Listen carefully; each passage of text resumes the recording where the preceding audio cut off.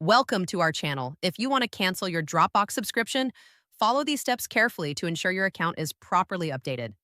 Step 1. Open a web browser on your desktop or mobile device and go to the official Dropbox website.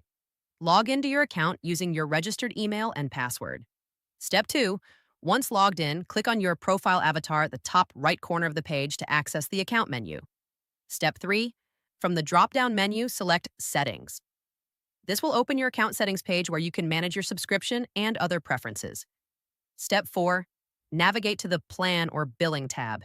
Here you'll see details about your current Dropbox plan, billing cycle, and payment method. Step 5.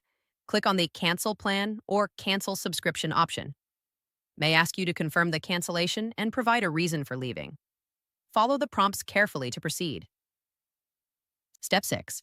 After confirming, you will see a message indicating that your subscription has been canceled. Your Dropbox account will revert to the free basic plan at the end of your current billing period. Step 7. Check your email associated with your Dropbox account for a confirmation message.